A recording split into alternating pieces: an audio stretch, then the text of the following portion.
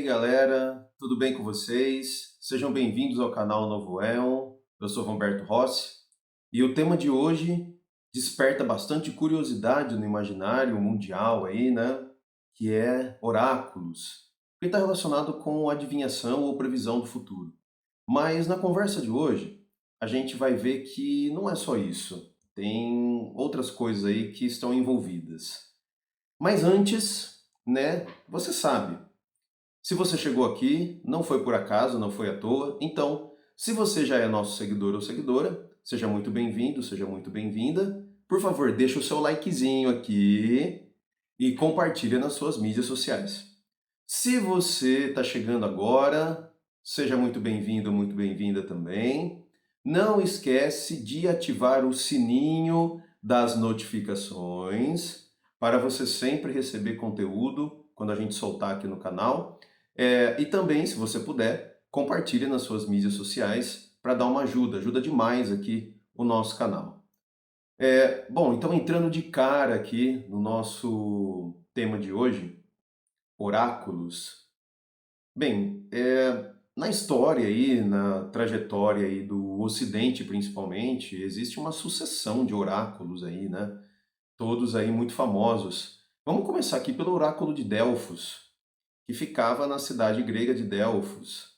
Interessante que na cultura grega, os oráculos eles eram protegidos por Apolo, né? O que significa isso? O deus Apolo, ele era canalizado pelas pitonisas, que eram mulheres preparadas especialmente para receberem aí os insights de Apolo e revelar algumas dicas do futuro. Logo de cara aqui, vamos desmistificar essa história de que, né, os oráculos preveem o futuro. Gente, ó, vamos partir do princípio de que o futuro é uma coisa incerta.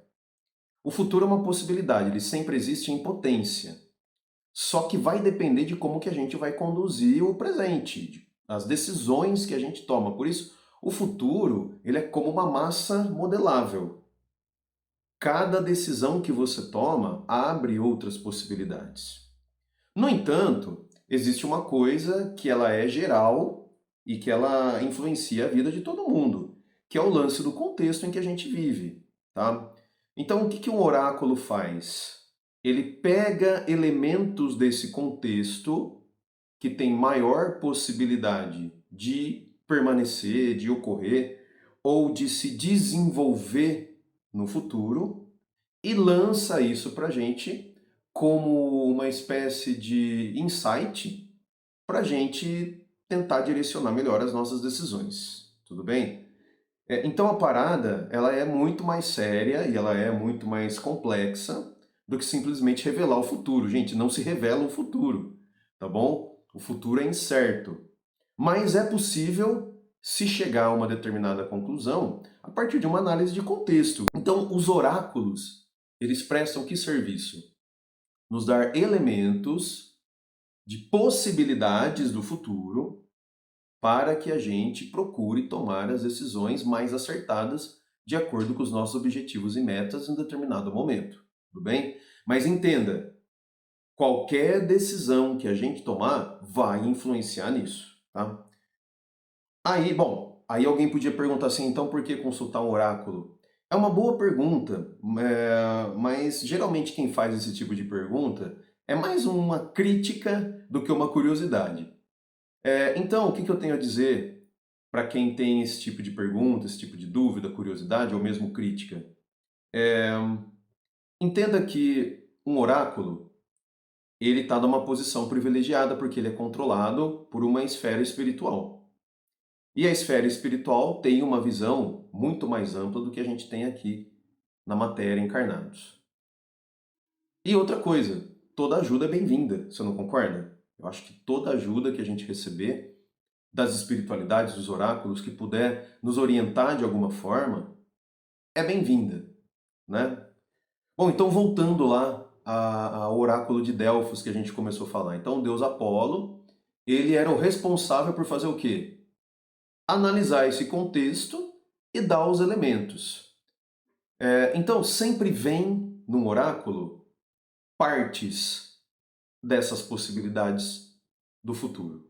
Nunca vem o todo, nunca vem a resposta. Então, se você procura um oráculo procurando a resposta, ou seja, que alguém te diga o que fazer, você está perdendo tempo, né? Porque estar aqui encarnados requer que a gente constantemente tome as nossas decisões. Que outro oráculo a gente pode trazer? Acho que toda cultura tem o seu oráculo, né? Se você for para as tribos ameríndias aqui do nosso continente, os nossos nativos, nossos conterrâneos, eles têm esse costume oracular, que geralmente está ali na figura do pajé, que é meio que o guia espiritual. E por guia espiritual, ele é também ali o curandeiro e o conselheiro da tribo, da comunidade ali, né? Hoje em dia a gente não fala mais tribo, a gente fala comunidade, né? Ou mais especificamente aqui no Brasil, nós estamos usando o termo povos tradicionais. Então, qual é o costume? O costume é toda vez que eu estou em dúvida, toda vez que eu tenho aqui, eu tenho que tomar uma decisão muito importante, né? Vou para a guerra, não vou, vou plantar aqui, eu vou plantar ali, o que que eu vou fazer? Então procura-se o conselho do pajé. E uma das coisas que o pajé faz é canalizar as mensagens do plano espiritual como se fosse um oráculo. Na verdade, é um oráculo. E aí a galera vai lá e se consulta com o pajé, buscando, né, essas dicas aí para a gente tomar as decisões mais acertadas. Mas eu acho que hoje, trazendo aqui, né, já para o nosso contexto, eu vejo que tem dois oráculos que são muito assim acessados e que estão muito acessíveis para todos nós. Um deles é o tarô e o outro é a astrologia. Os dois são oráculos, os dois trabalham com arquétipos, os dois trabalham com possibilidades de presente e futuro, os dois trabalham com interpretação de situações do passado e como isso se projeta no presente e pode levar a um futuro. E geralmente é movido por esse tipo de busca que as pessoas procuram, tanto os tarólogos quanto os astrólogos, né, querendo saber do futuro. Né, eu volta lá no que a gente conversou lá no início do vídeo de hoje. Quer dizer, não adianta você buscar a resposta do que você tem que fazer. Esses oráculos, tanto o tarô quanto a astrologia, vão dar para você exatamente elementos. Qual que é a diferença entre eles? O tarô vai usar os arquétipos das cartas, figuras, símbolos, imagens, que devem ser devidamente interpretadas de acordo com a situação que você está buscando compreender. Já a astrologia, ela vai usar o quê? Posicionamentos, que os astrólogos chamam de aspectos, que na verdade são ângulos, né? Que os planetas formam entre si, de acordo com a sua posição na mandala zodiacal. Então, também trabalha com arquétipos, só que arquétipos zodiacais. Então, vai pegar as 12 casas do zodíaco, os 12 signos do zodíaco, os 12 setores da vida e a posição dos planetas. E aí vai dar uma determinada interpretação. Então, isso pode ser feito do seu tema natal, que muita gente chama de mapa astral, mas eu acho que mapa astral é reduzir toda a complexidade e toda a importância de um tema natal. Então, eu gosto de usar esse termo, né? Esse termo não é meu. Esse termo tema natal eu aprendi com o Oswaldo Turriani. Ele é um astrólogo muito interessante, eu gosto muito dele. Você pode buscar aí aqui no YouTube, você vai encontrar um monte de vídeos dele aí. É um cara que dá para você... Bom, eu pelo menos confio, né? E recomendo para vocês se você quiser entender um pouquinho mais de astrologia. Então ele usa o termo tema natal. Por que tema natal? Porque todo oráculo, gente, não te dá ali não é uma coisa engessada, entendeu? Olha, é assim que vai acontecer, é assim que você deve agir, e se você não fizer isso, você vai se fuder. Não é por aí. Então, todos os oráculos, eles te dão uma temática que você deve pensar a respeito. Vou te dar um exemplo. Digamos que você vai no tarólogo ou numa taróloga, E aí você vai lá, olha, eu quero saber aqui sobre a minha vida profissional, né? Eu tenho que tomar algumas decisões, ou então eu estou descontente com o meu trabalho, estou descontente com o meu chefe, estou descontente com os meus colegas de trabalho, ou então não gosto mais de fazer isso, quero mudar de área, o que eu devo fazer? Então, aí o tarólogo, ele vai deitar as cartas ali, ou o astrólogo, né? Vai lá e vai buscar os elementos do zodíaco, trabalhando para você dicas importantes sobre essa questão que você colocou. Então você fala assim, olha, e aí, devo ou não mudar de emprego? O tarô a astrologia não vai te dizer sim ou não. Vai te dar elementos para que você interprete e deduza se é melhor o sim, se é melhor o não. Tá compreendendo qual que é o lance? Então, por quê? Eu acho que aí é um tema que entra no livre-arbítrio. Não sei se você concorda. Eu não posso dizer a você o que fazer, senão eu estou direcionando a sua vida por você. Isso significa que eu estou te manipulando se eu fizer isso. Tá compreendendo qual que é a jogada? Então, um bom tarólogo, um bom astrólogo, não fala para você, ó, é X, é Y, é Z, ou volta lá no A. Ele diz para você, olha, se você for por um lado, vai dar X. Se você, por outro lado, se você for por esse lado, vai dar Y. Se você for por aqui, vai dar Z. Se você quiser voltar no A, vai acontecer tal coisa. Então vai te dando elementos para você construir a resposta que você precisa. Então, esses são os oráculos de verdade, tá? Aqueles oráculos sérios. Mas a gente sabe que tem muito charlatão, tem muita gente aí que acaba manipulando as pessoas nesses oráculos. O importante, gente, é você ter o coração e a mente abertos, tá?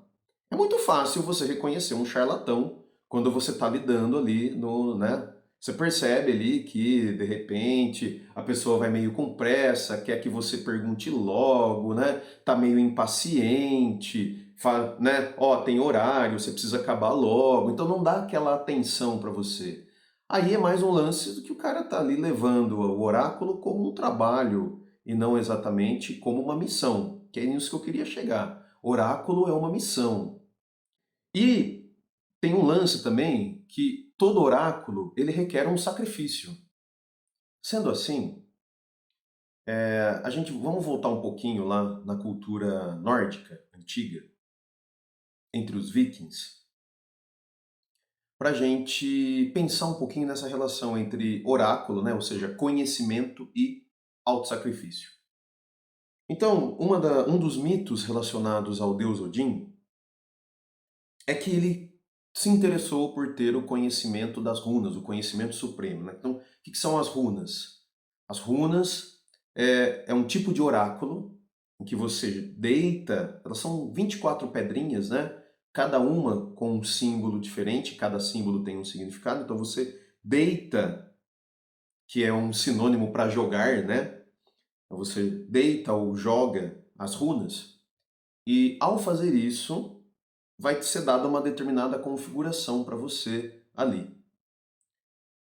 De acordo com a leitura que você faz dessa configuração que apareceu ali, é onde você tira as possibilidades do futuro. E quem consegue fazer isso, quem tem o dom de fazer isso, consegue prever até com uma margem assim bastante precisa do que vai acontecer. Então Odin queria isso, ele queria esse conhecimento. Só que ele teve que passar por uma provação, ele teve que passar por um sacrifício. Qual foi o sacrifício? Então entenda que na mitologia escandinava, o mundo era sustentado por uma árvore chamada Yggdrasil. E essa Yggdrasil, ela tinha 9 níveis.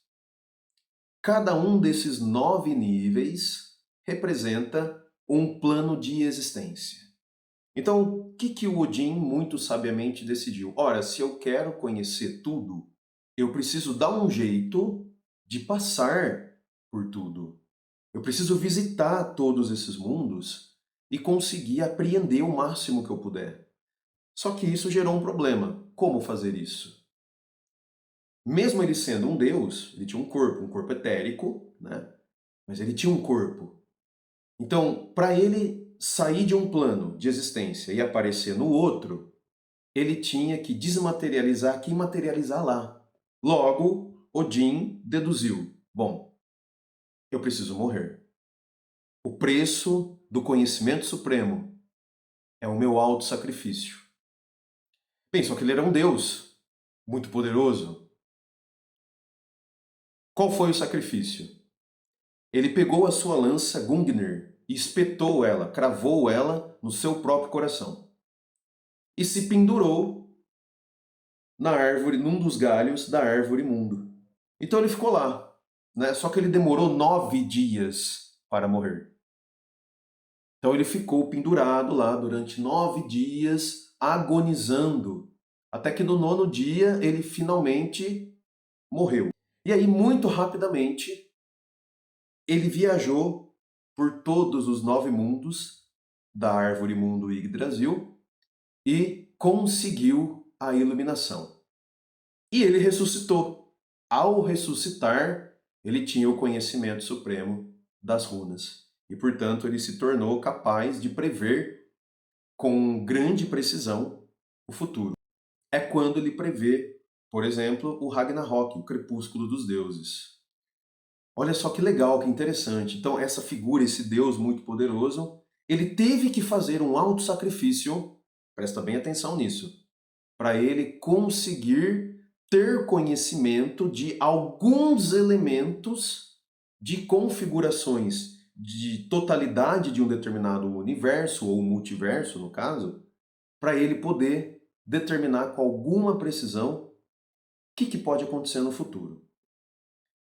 Agora, saindo da mitologia nórdica e indo lá para os nossos irmãos africanos, mitologia africana, no candomblé. Candomblé também tem um oráculo muito famoso, né, muito conhecido e muito querido, principalmente aqui entre nós brasileiros, que é o jogo de búzios. O que são os búzios? São conchinhas, mas não é qualquer concha, ela tem que ter um formato bem específico.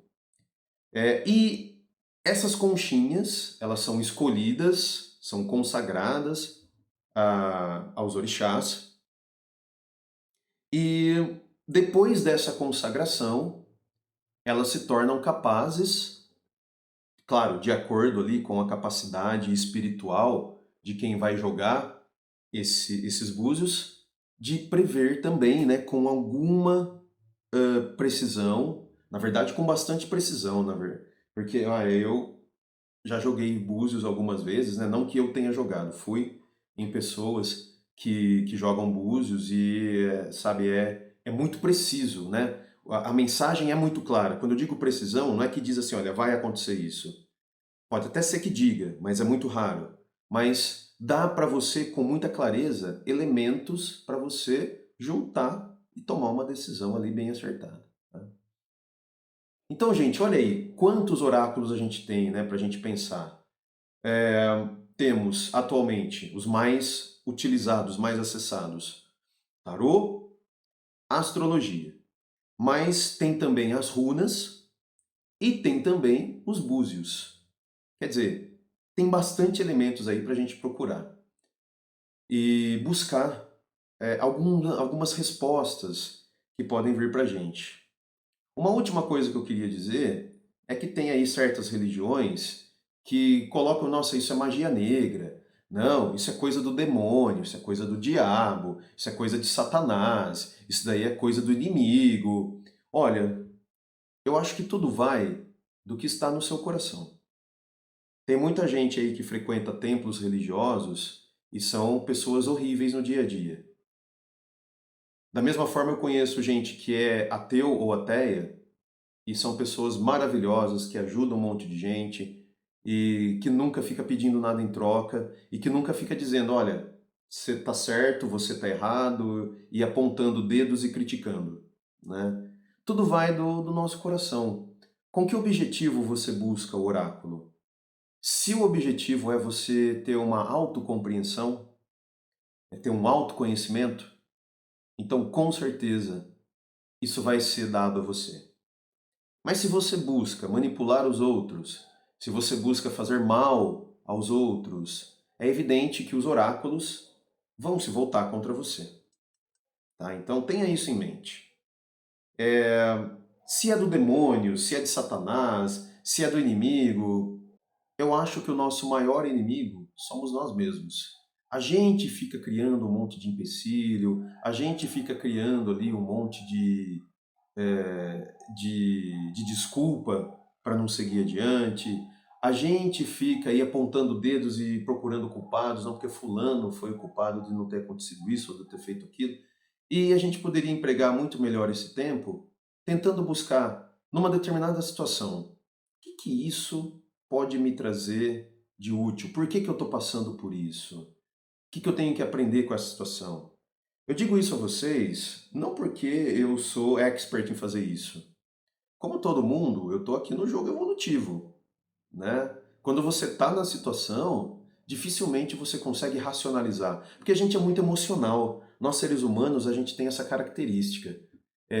O córtex pré-frontal, que é onde está aqui a nossa razão, né, que é o nosso crivo racional, o nosso filtro de racionalidade, ele é muito recente em termos evolutivos. O que é mais antigo no nosso padrão de atitude, né, é a nossa emoção, as nossas paixões. Então nós somos seres muito passionais, nós somos seres muito emotivos, sabe? Então quer dizer, isso às vezes pode atrapalhar um pouco se a gente se deixa levar, porque quando você está envolvido numa determinada situação, aquilo mexe inevitavelmente com o emocional da gente. Aquilo tira sua paz, tira seu sossego, tira seu sono, sabe? E aí, enquanto a coisa não resolve, você fica com aquilo dentro de você e quando na verdade, talvez assim, uma forma de lidar com isso é a gente tentar compreender, bom, o que eu tenho que aprender com esta situação?